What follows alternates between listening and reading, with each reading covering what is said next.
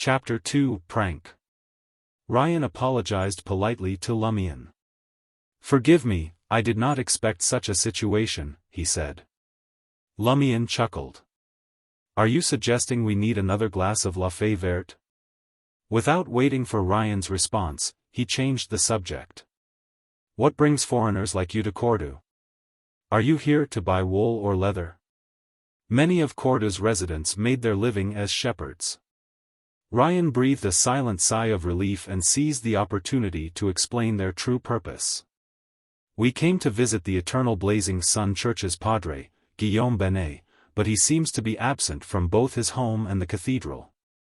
Pierre, who had enjoyed Ryan's free absinthe, kindly reminded him that there was only one church in Cordoue.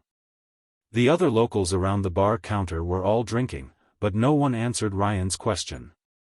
The name seemed to represent some kind of taboo or authority that couldn't be openly discussed. Lumion took a sip of drink and thought for a few seconds before offering his assistance. "I can roughly guess where the padre is. Do you need me to take you there?" Leah didn't stand on ceremony. "If it's not too much trouble," she said. Ryan nodded in agreement. "Once you've finished your drink." "All right." Lumion raised his glass and finished the light green alcohol. He put down his glass and got to his feet. "Let's go." "Merci beaucoup." Ryan expressed his gratitude and gestured for Valentine and Leah to stand up. Lumion's face lit up with a smile. "It's no problem at all. You heard my story and I enjoyed a complimentary drink. That makes us friends, n'est-ce pas? Oui." Ryan nodded. Lumion's grin widened, stretching from ear to ear. He opened his arms wide, beckoning the other party in for a hug.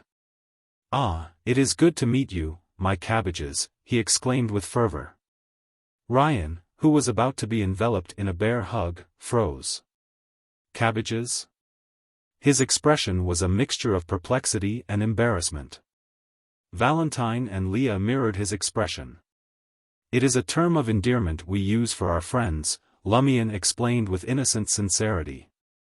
"Everyone in the Darige region is aware of it. It has been a tradition for centuries, believe me, my cabbages." Leah couldn't help but glance around, producing the tinkling sounds. Pierre and the others nodded in agreement, assuring the newcomers that Lumion's words were true. However, the grins on their faces hinted that they were pleased to see foreigners struggling to comprehend their affectionate greetings. Lumion stroked his chin thoughtfully. "Don't you fancy it? Then I shall opt for a different option. It can also be used for friends. My dear bunnies, my darling chicks, my lovely ducks, or perhaps my adorable lambs. Which one tickles your fancy?"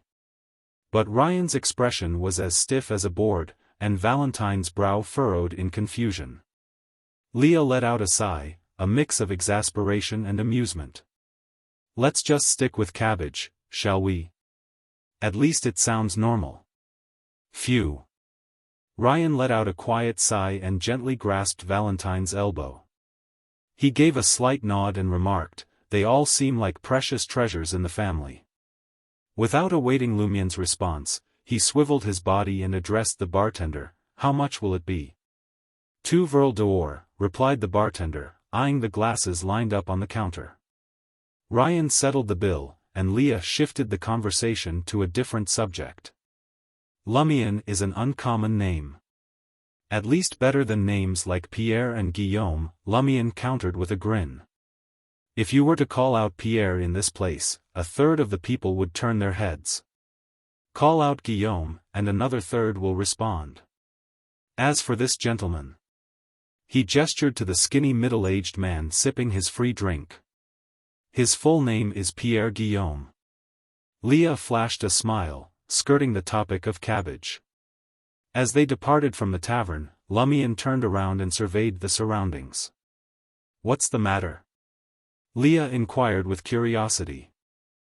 Lumion pondered for a moment and replied thoughtfully, "It's not just the 3 of you foreigners who came to the tavern today. Another person arrived earlier, but I don't know when they left." "What did they look like?" Ryan asked with a serious expression. Lumion took a moment to reflect. A lady. Very sophisticated. You can tell she's from the city with just one glance. I can't describe her appearance. Why don't I sketch her for you? Do you know how to draw? Leah queried, aware of Lumion's idiosyncrasies. Lumion chortled. I don't. In that case, let's locate the Padre first, Ryan decided, drawing the conversation to a close. Cordu was a place devoid of street lamps at night, yet the twinkling stars above provided a faint glimmer that allowed the four of them to navigate the road.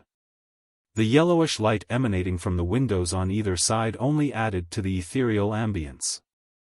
As they approached the eternal blazing sun cathedral situated in the village square, the grandiose structure appeared somewhat blurry in the darkness, as if it was merging with the night. We've been here before. There's no one here, Valentine grumbled with a frown. Lumion smiled and said, no one at the front door doesn't mean there's no one elsewhere. He then proceeded to lead Ryan and the others around the front of the cathedral towards the cemetery, where they found a dark brown wooden door. Lumion didn't wait for Ryan to knock.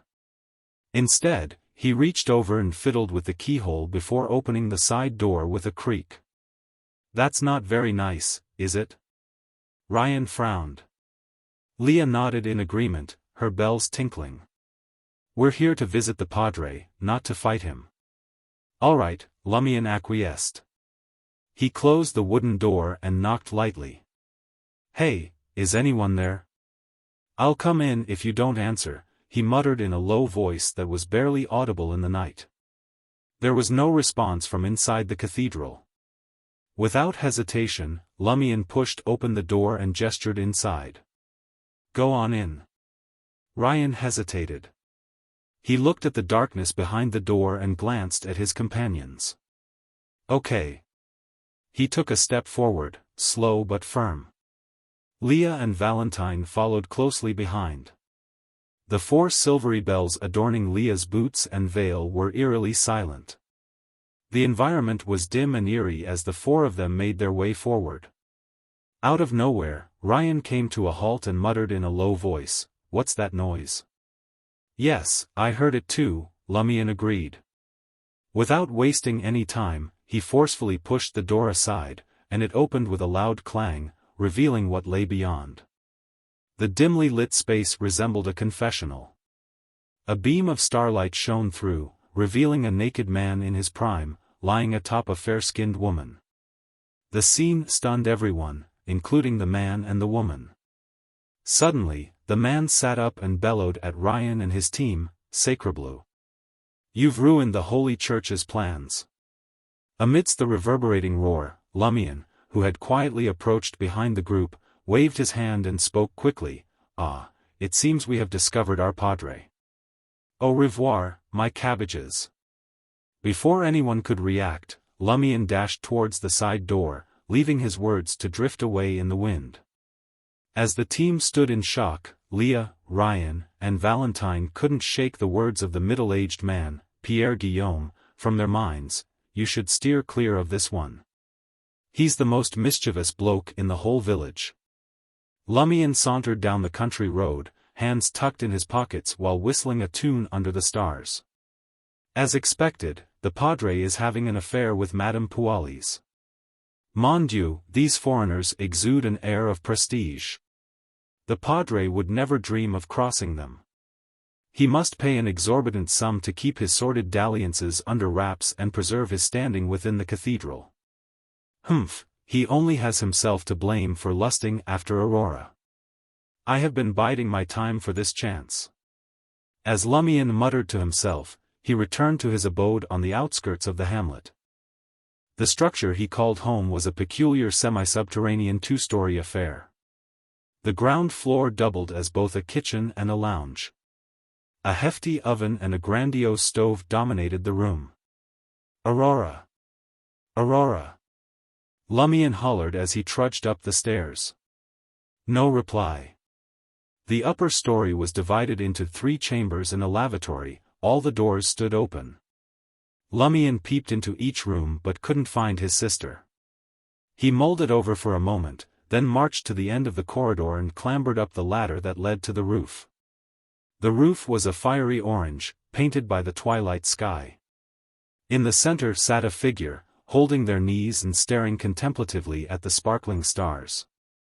This was an exquisite woman, exceptionally so. Her long and thick locks were a shade of gold, her eyes a pale blue, and her facial features were intricate and refined. Her gaze was fixated on the cosmos, her countenance serene, akin to that of a statue. Lumion remained silent. He shifted to her side and sat next to her. He lifted his head, gazing at the dense forest in the distance, absorbing the susurrus of the wind blowing through the trees. After a while, the woman raised her arms and stretched, paying no heed to her appearance. "Aurora, I don't understand why you come up here so often. What's so interesting about this view?" Lumion commented. "Call me Grande, sir." Aurora scolded playfully, tapping Lumion's head with her finger. Aurora sighed and thought to herself, a philosopher once said that there are only two things worth revering in this world. One is the morality in one's heart, and the other is the cosmos above one's head. Lumion noticed his sister's slightly melancholic expression and flashed a grin. "I know the answer to this question. Emperor Roselle said so." "Pfft," Aurora laughed. She took a sniff and raised her beautiful golden eyebrows. "You've been drinking again. This is called socializing." Lumion took the opportunity to recount what had just happened. "I met 3 foreigners." Aurora could not help but laugh. "I'm really afraid that the Padre will have a heart attack." Her expression then turned serious.